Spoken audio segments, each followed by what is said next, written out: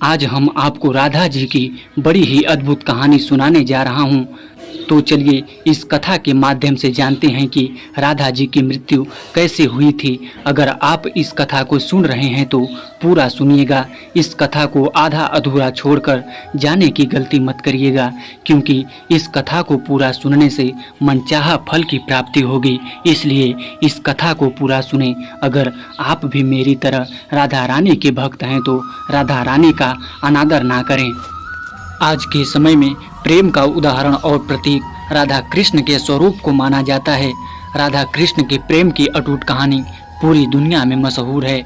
भले ही राधा कृष्ण का मिलन नहीं हो पाया, परंतु आज भी दुनिया उन्हें प्रेम के प्रतीक के रूप में पूजती है और राधा कृष्ण की जोड़ी को दुनिया की सबसे अच्छी जोड़ी मानती है। शिव पार्वती और राधा कृष्ण केवल यही दोनों ही एकमात्र ऐसी जोड़ी है जो कि प्रेम का सच्चा उदाहरण प्रस्तुत करती है। राधा कृष्ण की जोड़ी ही एकमात्र ऐसी जोड़ी है जिन्होंने पूरी दुनिया को प्रेम के वास्तविक अर्थ के बारे में समझाया है। इन्हें त्याग और बलिदान के नाम से भी पूरी दुनिया पूजती है।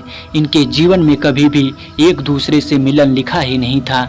कृष्ण से वियोग के कारण राधा ने अपने आप को मृत्यु को समर्पित कर दिया। यदि आप जानना चाहते हैं कि राधा की मृत्यु कैसे हुई तो हमारे इस वीडियो के अंत तक जरूर बने रहें। तो आइए इसके बारे में जानते हैं।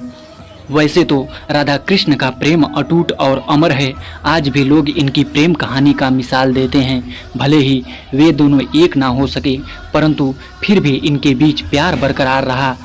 राधा और कृष्ण एक दूसरे से तब बिछड़ते हैं जब मामा कंस द्वारा श्री कृष्ण और बलराम को मथुरा बुलाया गया था। मथुरा जाने से पहले कृष्ण ने राधा से वादा किया था कि वे राधा से दोबारा मिलने जरूर आएंगे, परंतु वे अपने वादे को पूरा करने में असमर्थ रहे। कृष्ण जी राधा से दोबारा मिलने के लिए नहीं आ सके और उन दोनों का दोबारा मुलाकात ना हो सका। कृष्ण के मथुरा चले जाने के बाद पूरा वृंदावन सूना सा हो गया था। वृंदावन में खुशियों का अनुभव ही नहीं होता था। इसी दौरान कृष्ण की शादी रुक्मिणी से हो गई और वृंदावन श्री कृष्ण के चले जाने के बाद राधा की भी शादी आयन से हो गई। भले ही राधा कृष्ण की शादी किसी और से हुई, लेकिन इन दोनों का वास्तविक प्रेम हमेशा एक दूसरे के प्रति ही था। इन दोनों का प्रेम हमेशा के लिए अमर और अटूट हो गया। इसी कारण आज के समय में प्रेम की मिसाल देने के लिए राधा और कृष्ण की जोड़ी को जरूर याद किया जाता है। यदि राधा की मृत्यु कैसे हुई के बारे में बात करें तो इसका उल्लेख पुराणों में देखने को मिलता है।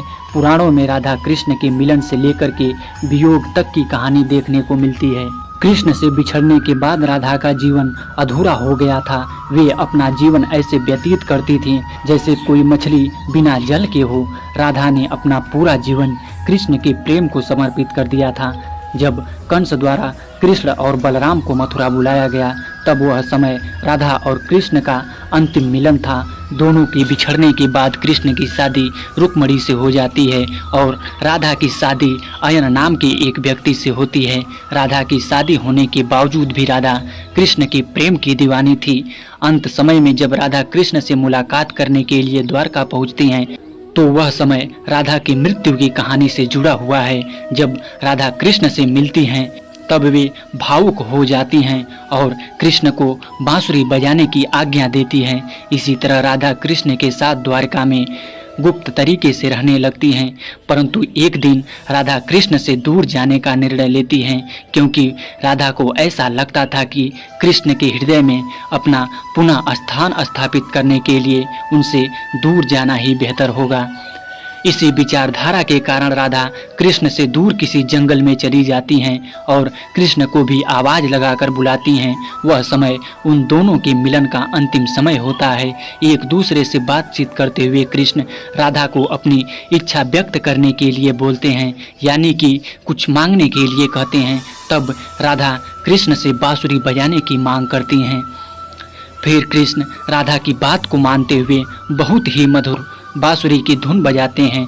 तब राधा कन्हैया की बांसुरी की मधुर धुन को सुनकर अपने आप को समर्पित कर देती हैं। बांसुरी की मधुर धुन सुनते सुनते राधा अपने शरीर का त्याग कर देती हैं और फिर उनके प्राण कृष्ण में ही समा जाते हैं। इस तरह राधा कृष्ण का प्रेम अमर हो गया, परंतु कृष्ण राधा के वियोग को सहन ना कर सके और वे भी राधा की याद में और प्रेम की प्रतीकात्मक अंत के रूप में अपनी बांसुरी तोड़कर फेंक दिए।